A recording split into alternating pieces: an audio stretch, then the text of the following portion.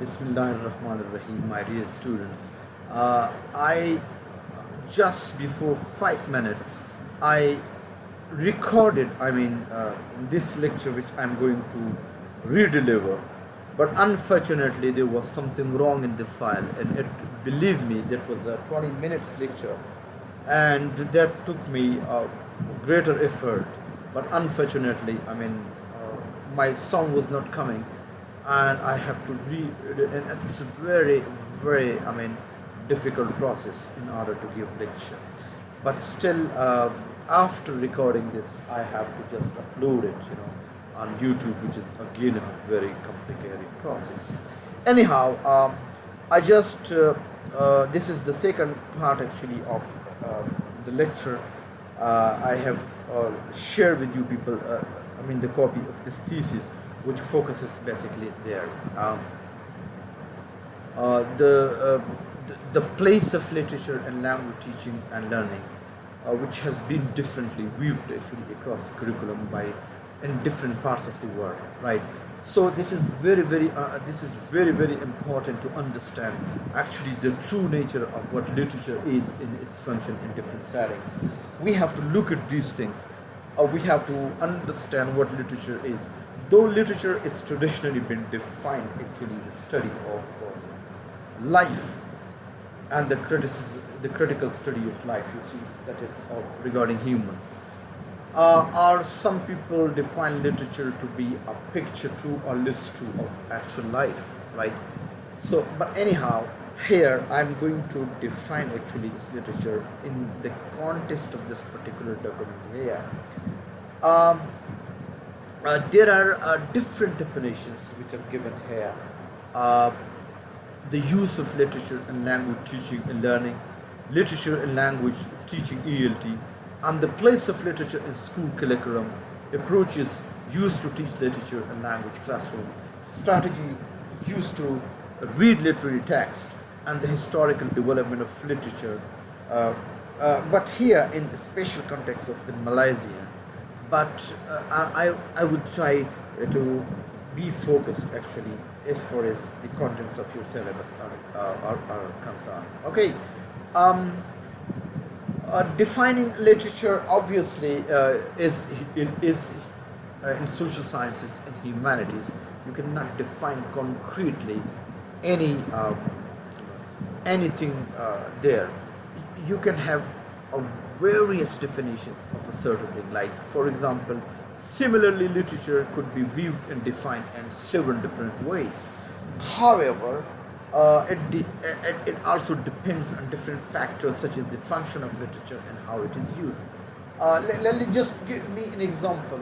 Like, for example, a person who is exposed to life in a suburban and a rural setup, his way of looking at things is different than a person who is living in an urban setup. So both people, they define and look at something differently. So similar is the case with literature. So you find here literature is a subject, right? So literature, when defined, is a subject of study. So it means right. It means an activity. Here you see, it means an activity that involves and uses language. So, for example, here, what does this first definition means? That when you define literature as a subject of study, so it means that this is a kind of an activity which involves its users, to make use of language. And Sullivan, you hear, this is the reference, okay, of the person. Some Malaysians and writers like Nku, they started it. It is also referred to as a big L. What does they mean by big L? That which focuses the big L? They mean that focuses on the literariness of a text. That how much a text is literary. It is an example of language in use and context of language use.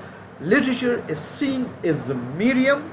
You must focus on the wording here. Literature is seen as a medium in which students' appreciation of different system language organizations can be developed. studying literature on the whole is not a reaction, but rather it is an interaction between the reader and the... So, in a nutshell and a briefest way, it means it connects the reader and the writer. You see, it brings a kind of connection between the two. I mean, the reader and its, writer. So here they think like this. All right.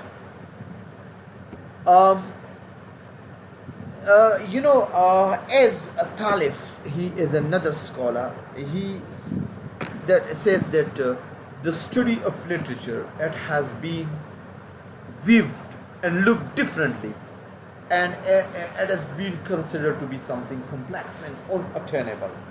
Which obviously, if this is complex and unattainable, so it means that we have to just make this more the sense of literature more clearer to the student, in order to make it more accessible to the student in view of its growing interest in the use of literature and language classroom.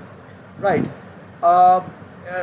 Since the explanation on its being a subject continues, Widdowson, he is one of the famous scholar.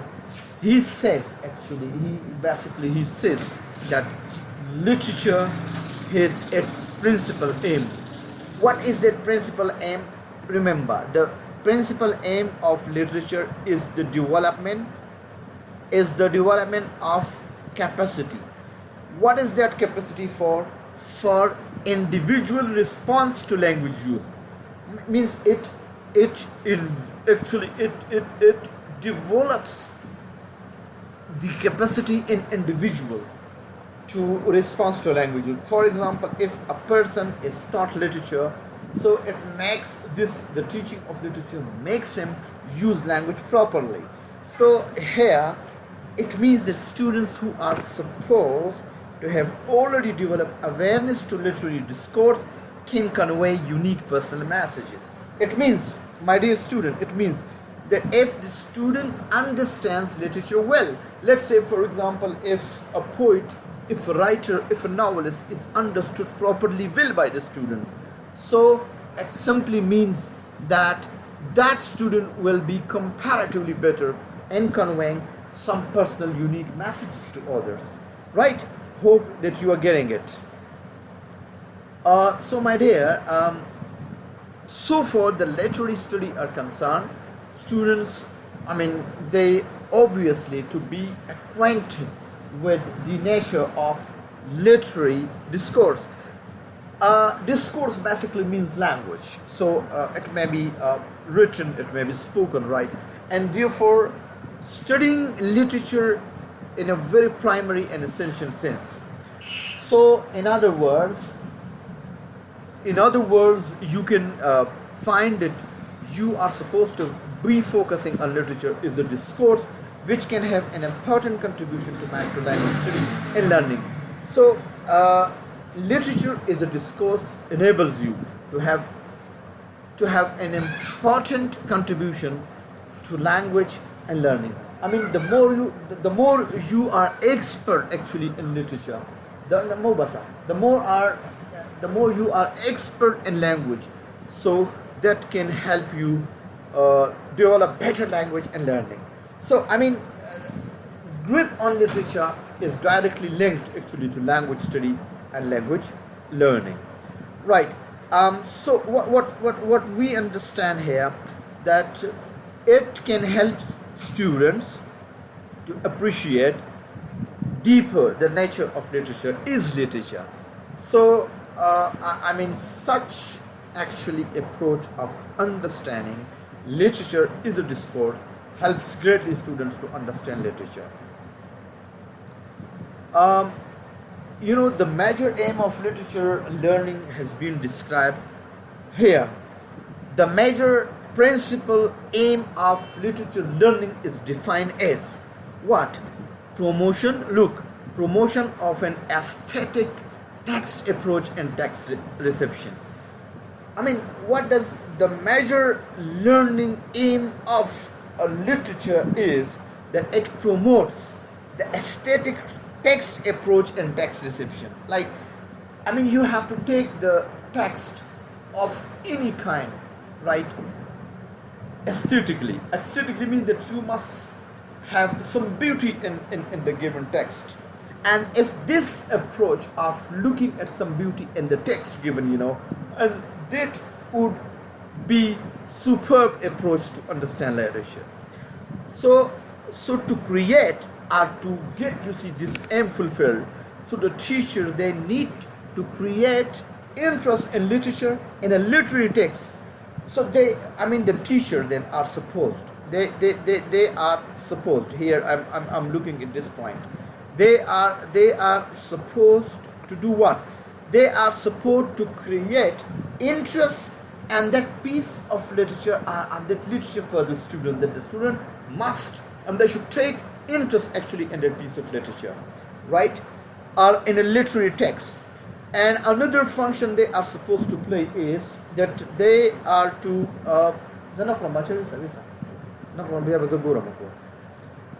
sorry for interruption, the brother came, and that's why I just asked him to say. And to facilitate entry into literary text, the student, the teacher, they must try to facilitate the students to understand the literary text, to just go through the text and try to look for something which really creates some aesthetic interest in there. And another thing, to safeguard involvement in literary text, to safeguard involvement in literary text, or to safeguard the interest of literary text. All right. So this is going to be like this, are to encourage self-critical attitude. You have to critically look at that particular text, and that must create, a very encouraging attitude there. And to sensitize students to the language of literature. And the students, they need to be sensitized. They must be made sensible, to the use of literature. This is actually one scholar, Delaunay. Delaunay, he talks of such, things regarding according to this Lenga, look at the teaching of literature is often considered a way to indoctrinate. Look, I'm actually quoting what Lenga says, right? So you have to look this particular part very carefully. Or according to Langer, the teaching of literature is often considered a way to indoctrinate. Indoctrinate means to inculcate, to put the ideas into the mind of students, and to indoctrinate students into the cultural knowledge, good taste, and high culture of society. Like the functions of literature, it has to be done within the context of that cultural knowledge that everybody has, and a good taste, it has to be developed, and a high culture of society, high morals and high values of society. She says that across the years, scholars have made distinctions between literary and scientific thought, and have suggested that together they form the multiple sources of reasons we can draw upon when considered. So it simply means that the cultural knowledge, good taste, and high culture of society, it has to be inculcated, and it has to be given to the students. Okay. I think up to here it's enough, but still okay. Let me go. Language in literature and language teaching. Basically, if you look your topics, especially in consonance with your syllabus, so mostly our topic is that. Using literature to teach language is known as small L, according to Gona Komara, Subramanian, Shahiza, Ismail Hamadan, and Ku. Because through literature, it emphasizes the use of literature, to promote language learning. So small L they have used actually for what? For the use of literature to teach language. All right. And they say that it requires a three-way interaction between the teacher the students and the text selected. So a kind of triangle, triangle of teacher, students and text is developed. So such activities actually based on text, which can be adapted, which can be adopted to suit student level of proficiency. So to teach language, Brumfitt and Carter, these are two other scholars, asserted that literary text not only grips readers' imagination more strongly, but they can also be promoted for the examination of language at work. If a reader understands a text, his interest is maintained over there, so his language would be automatically be examined at work. And some other people, they have also talked about such texts that they are actually such grip of literary piece, really makes it predominantly valuable for developing reading skill in the student, and it could be exploited for the purpose such as explaining grammar, teaching, indicating various types of language use. So if a piece of literature is discussed, you see, in a class, so it really exploits and examines and demonstrates, you see, the grip of what, the grip of language, and it demonstrates students for certain skill they have.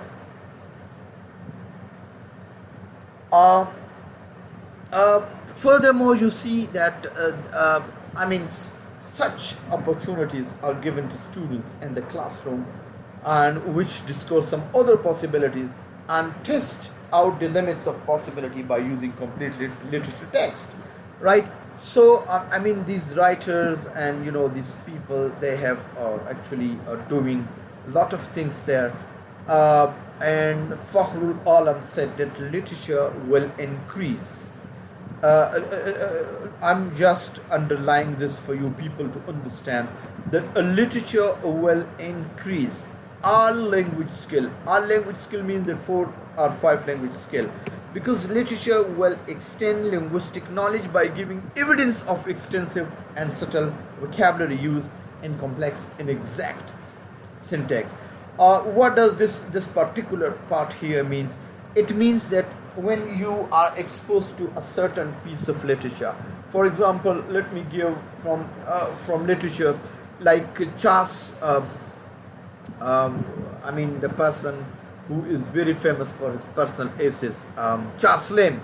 All right, Charles Lamb is very famous for his personal style of actually essays, and believe me, when you just begin to read Charles Lamb's essays, the vocabulary that he is made use of actually in his essays, obviously it will extend your linguistic knowledge by giving it of extensive and subtle. Subtle means hard to understand, vocabulary, usage, and complex and exact syntax. The way he is structured, his sentences, and the way actually he is made use of vocabulary. Believe me, that would certainly extend your knowledge, and it would certainly will improve your linguistic competence. So that's a piece of literature expose student to such things. Like, we can say that literature can be used to what? To teach language through interesting activities. All right, literature can be used, remember, to what? To teach language through interesting activities. For example, what? Like brainstorming. All right, you give actually the students time to brainstorm your branding. Role playing, the students can be given different role plays there. And word association, you can ask them to associate different word with different words. Situational scenes can be created through the use of literature, and different situations can be created, and even prediction. So in this case, teachers of literature, they should be able to polish up the linguistic skills and language confidence of their students. For example, if you give so much diverse situations to your student, so believe me, it would directly, develop the linguistic skills of their student. So, my dear student, by bringing literature to language classrooms, just look at this, it will It will give what?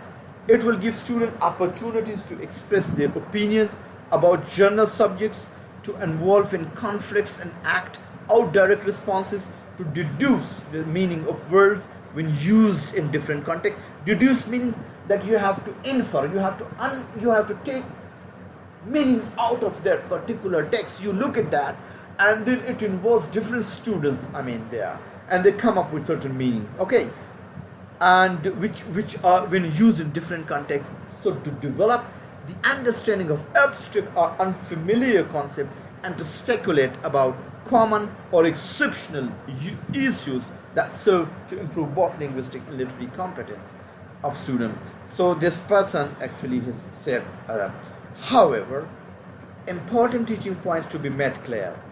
All right. The foremost one is, number one, to reinforce the importance of studying literature in regular conjunction with other discourse types. A good teacher of literature, he has to, right from day one. Sometimes, we teachers are to be blamed actually for what? For not making it clear to the students of literature that after doing literature, what are the career opportunities that wait for them once they go through the literature. So, they cannot defend after doing literature there. So it means to say that, it's important, it has to be highlighted. All right. This can serve to assist students in identifying and understanding the operation of language for different communicative functions and sensitizing them to what Widdowson term is conventional schemata of ordinary discourses. Schemata means the background knowledge, in fact. The knowledge that we have, the shared knowledge we have, you see here, that is termed schemata, which is conventionally shared, right? And this is, you can find, you must have gone through, Ferdinand de Saussure. He talks about, language in that perspective, all right? So, in itself, it has to develop that language learning there. Thus, we can say that language learning through literature, it improves students' acquisition of particular language skill, such as inferring meanings from clues in the text. For example, you take some clues from the text, which definitely, develops your linguistics and your language skills. And reading between lines. Sometimes, at deeper level, you are supposed to, to look at the text, and you are coming with read between the line means that you have to understand the deeper meaning. And then coping with figurative and ambiguous language. Then you have are made actually, the student of literature, they are made to understand the figurative. Figurative means language, indirect language, and the ambiguous languages. For example, sometimes even the language is being made ambiguous in order to make students participate more openly there, which certainly leads to the development of the language there. And thus, we can say the language of literature requires hard work on the part of students whose task is to recontextualize. Look at the term, to recontextualize the textual basis of literary text. For example, if a text is written in Pakistan with a given particular context, but this text, it works, literature works beyond borders, and it is gone there. So then the reader and the student, they have to recontextualize. They have to look that text in their own context. You understand? So teachers of literature and language classroom, therefore, need to guide the student whenever necessary. So Delaunay, he is a famous writer. He talks about it, that this is the work of teacher. They have to make it. They have to guide their students. Whenever necessary about it. So I think just this is enough for today, and hope that we will be, inshallah, we will continue doing something there in next in the course. But I think online teaching is very difficult indeed. Believe me, it takes and saps out of our energy. Now you see believe me, just by God, I recorded this lecture before that, but the machine failed. To record it, and my voice was not coming and believe me, my mood was off indeed, but still I think this is my job, and I'll try my best to deliver the best to you people there. So thank you very much, and hope stay tuned and take care of yourself and your family. So nice of you, so nice of you.